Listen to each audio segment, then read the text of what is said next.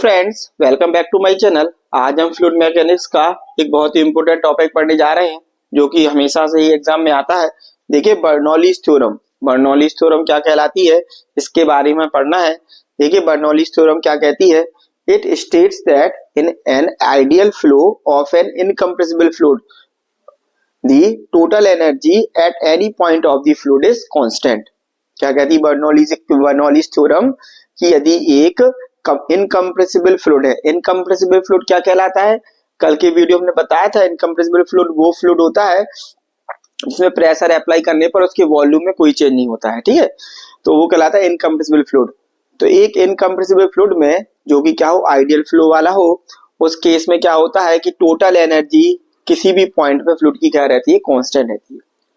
It states that in an ideal flow of an incompressible fluid, the total energy at any point of the fluid is constant. जैसे fluid यहाँ से यहाँ तक जाएगा, पूरे point में क्या रहेगी, हमारी टोटल एनर्जी क्या रहेगी, कांस्टेंट रहेगी, ठीक है। तो इक्वेशन इसकी याद रखनी जो बहुत इंपॉर्टेंट होती है, P upon rho g plus v square upon 2g plus g z one equal to क्या होता है, हमारा कांस्टेंट। ये क्या होता है, हमारा कांस्टेंट होता है। P अपॉन रो जी क्या कहलाता है, ये कहलाती है हमारी pressure energy. Total energy is constant. Total energy में कौन कौन सी एनर्जी होती है, हमारी प्रेशर एनर्जी, काइनेटिक एनर्जी और डेटम एनर्जी, ठीक है। तो P अपॉन रो जी क्या दर्शाता है, pressure energy per unit weight of the fluid. P upon rho G total क्या कहलाता है हमारा, ये कहलाता है प्रेशर हेड, ये कहलाता है काइनेटिक हेड, ये क्या कहलाता है हमारा डेटम हेड। डेटम हेड ये क्या कहलाते हैं, इसको डेटम हेड और pressure head, kinetic head, datum head को और दूसरा फॉर्म क्या कहलाता है, pressure energy per unit weight of the fluid, ठीक है। तो P upon rho g plus v square upon 2g plus g z one बराबर हमारा क्या होता है, कांस्टेंट होता है। ये हमारी क्या होती है, बर्नौलीज की थ्योरम कहलाती है। देखिए, यदि हम यहाँ पे देखें दो सेक्शन, यहाँ पे देखिए जैसे ये पहला सेक्शन है और ये दूसरा सेक्शन है। यहाँ पे यदि फ्लूइड फ्लो हो रहा है v1 वेलोसिटी के साथ और यहाँ से पास हो रहा है, निकल रहा है v2 वेलोसिटी के साथ, क्योंकि यहाँ पे ज्यादा एरिया, यहाँ पे कम है, वेलोसिटी यहाँ क्या होगी, ज्यादा होगी। दूसरी बात, एरिया यदि इसका क्या है, इसका डायमीटर d1 है तो एरिया इसका a1 है, तो इसका डायमीटर d2 है तो इसका एरिया कितना है, d2 है, ठीक है। d2 इसका डायमीटर है, एरिया कितना है इसका, a2 है। साथ में जो डेटम एनर्जी कहलाती है वो कहलाती है हमारे नीचे रेफरेंस पॉइंट से यहाँ तक की दूरी, सेंटर तक की, इसमें z1 है, इसमें z2 है।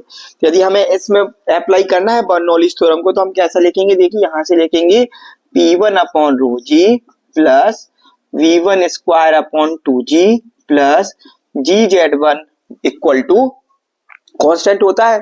मतलब जितनी टोटल एनर्जी यहाँ पे होगी, टोटल एनर्जी यहाँ पे कितनी है, इतनी है वन पॉइंट पे, और दूसरे सेक्शन में क्या होगी हमारी टोटल एनर्जी यही वाली होगी। बस क्या होगा यहाँ पे टू के फॉर्म में लिखेंगे तो हम लिखेंगे P2 upon rho g plus v2 square upon 2g plus g z two. ये हमारे हम ऐसे लिख सकते हैं बर्नौलीज थ्योरम की सहायता से। अब इसी बर्नौलीज थ्योरम का एप्लीकेशंस क्या क्या होते हैं हमारे, जैसे वेंचुरी मीटर हो गया, ऑरिफिस मीटर हो गया, पेटोट ट्यूब हो गई, ये सारे क्या होते हैं, इसके के एप्लीकेशंस होते हैं। बर्नौलीज थ्योरम डायरेक्ट लिखने के लिए भी आती है, साथ में इसका प्रूफ भी आता है। प्रूफ भी अगर आगे आने वाली क्लासेस में कराया जाएगा, टाइम मिलेगा तो, नहीं तो जो नेक्स्ट हमारी क्लास आएगी है ना, तब उसमें जरूर इसको कराया जाएगा, क्लास में तो कराया गया है, ठीक है। तो P1 upon rho g plus v1 square upon 2g plus g z one equal to क्या होता है, हमारा कांस्टेंट होता है। ये हमारी क्या कहलाती है, बर्नौलीज थ्योरम कहलाती है। याद रखना है इसके लिए फ्लूइड क्या होता है, इनकम्प्रेसिबल फ्लूइड होता है, जैसे कि वाटर, क्योंकि हमारा फ्लूइड मैकेनिक्स पूरा बेस किस पे, वाटर पे ही पढ़ना है हमें। तो एक इनकम्प्रेसिबल फ्लो होता है, ठीक है, उसमें टोटल एनर्जी क्या होती है, किसी भी पॉइंट पे क्या होती है, कांस्टेंट होती है। अब इसके ऊपर हमें क्वेश्चन दिया गया है कि the water is flowing through a pipe at section 1 and 2 having diameter 20 centimeter and 10 centimeter respectively. The rate of flow through the pipe is 35 liter per second. If the pressure at the section 1 is 39.24 Newton per centimeter square, find the pressure at the section 2. Given that the datum for the section 1 is 6 meter and for the datum for the section 2 the datum value is 4 meter. इसको हमें solve करना है Bernoulli's equation से।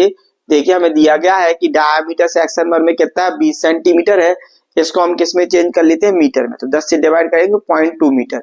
उसके बाद d1 दिया गया तो हम एरिया निकाल लेंगे π/4 d1 स्क्वायर से, इसकी वैल्यू रखेंगे, आती है 0.314 मीटर स्क्वायर। ठीक है। उसके बाद हमें प्रेशर दिया गया है 39.24 न्यूटन पर सेंटीमीटर स्क्वायर में।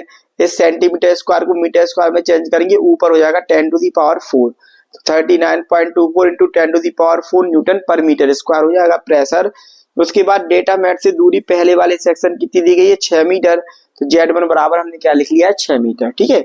उसके बाद D2 बराबर हमें जो D2 जो डायमीटर है सेक्शन 2 का, उसका हमें दिया गया 0.10 मीटर, मतलब 10 सेंटीमीटर दिया गया है, तो उसको मीटर में चेंज कर लिए तो आए 0.10 मीटर, ठीक है।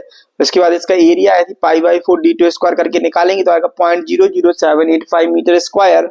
और प्रेशर क्योंकि हमें निकालना है और डेटम Z2 बराबर हमें दिया गया कितना, 4 मीटर दिया गया, इतना डेटा क्या है हमें दिया गया। उसके बाद हमें क्यू रेट ऑफ फ्लो भी दिया गया 35 लीटर पर सेकेंड। लीटर को मीटर क्यूब में चेंज करने के लिए 1000 से डिवाइड करते हैं तो कितना आ जाएगा 0.035 मीटर क्यूब पर सेकेंड आ जाएगा, ठीक है। इसके बाद देखो हम कंटिन्यूटी इक्वेशन भी हमने इसके पहले पढ़ी थी। पहले इसमें हमने क्या किया, कंटिन्यूटी इक्वेशन लगा दी, क्यू बराबर A1V1 बराबर A2V2। यहाँ से देखो हमें क्यू की वैल्यू दी गई है और A1 A2 की वैल्यू हमारे पास ऑलरेडी है, तो इधर से हम V1 की वैल्यू और V2 की वैल्यू यहाँ से कैलकुलेट कर लेंगे। जैसे हमें V1 और V2 की वैल्यू मिल जाएगी, हम उसके बाद क्या करेंगे, ये बर्नौलीज इक्वेशन लगाएंगे, P1/ρg plus V1 square upon 2g plus GZ1 equal to P2/ρg plus V2 square upon 2g plus GZ2। अब देखो इसमें हमें P1 भी गिवन है, V1 भी गिवन है, Z1 भी हमारे पास है, V2 भी है, Z2 भी है, सारी वैल्यू दी गई है। हमें केवल किसकी वैल्यू निकालनी है, P2 की वैल्यू।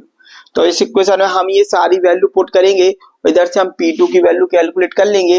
तो P2 की वैल्यू हमारी कितनी आएगी, 41 into 9810 Newton per metre square में आएगी, क्योंकि यहाँ पे हमने क्या किया, इसको न्यूटन पर मीटर स्क्वायर में चेंज कर दिया है ना। एरिया भी हमने मीटर में निकाला है, तो हमारे आंसर भी किस में आएगा, न्यूटन पर मीटर स्क्वायर में। लेकिन क्योंकि हमें पहला आंसर दिया था न्यूटन पर सेंटीमीटर स्क्वायर में, इसलिए हम इसको न्यूटन पर सेंटीमीटर स्क्वायर में चेंज कर लेंगे, तो हमारा आंसर कितना आएगा, 40.27 न्यूटन पर सेंटीमीटर स्क्वायर, ठीक है। ये बर्नौलीज इक्वेशन का एक इंपोर्टेंट न्यूमेरिकल है ना। इसको समझा दिया गया है, समय की कमी है क्योंकि अब आपका पेपर आने ही वाला है। तो सबसे पहले हमने क्या किया, इसमें कुछ नहीं किया, सबसे पहले हमने क्या किया, इसमें डायमीटर दिया गया तो एरिया कैलकुलेट कर लिया, ठीक है। एरिया कैलकुलेट करने के बाद जो हमारी यूनिट्स है उसको यूनिट कन्वर्जन कर दिया हमने सभी का। उसके बाद यहाँ पे हमने क्या लगाई, कंटिन्यूटी इक्वेशन लगाई है, A1V1 बराबर A2V2, क्योंकि बर्नौलीज में V1 V2 की वैल्यू चाहिए रहती है, इसलिए हमने इधर से V1 और V2 की वैल्यू निकाल ली। अब क्योंकि हमारे पास सारी वैल्यू आ गई, यहाँ से केवल हमें P2 की वैल्यू चाहिए थी, तो हमने इसमें सब जब इसको कैलकुलेट करेंगे सबको, तो P2 की वैल्यू हमारी इतनी आ जाएगी। इसके बाद क्योंकि ये न्यूटन पर मीटर स्क्वायर में आई है, इसको हम वापस से न्यूटन पर सेंटीमीटर स्क्वायर में चेंज करेंगे, तो हमारा जो आंसर है 40.27 न्यूटन पर सेंटीमीटर स्क्वायर आ जाएगा, ठीक है। इसको अपन को सॉल्व कर लेना है, क्वेश्चन को पूरा कैलसी से आंसर मिला लेना है अच्छे ढंग से, ठीक है। यही आंसर आएगा, ठीक है। वीडियो देखने के लिए बहुत बहुत धन्यवाद। अब आगे आने वाले वीडियो में बने रहने के लिए मेरे चैनल को सब्सक्राइब करें, वीडियो को लाइक करें, कमेंट करें, दोस्तों के साथ जरूर शेयर करें और देखते रहें, ठीक है। जय श्री राम।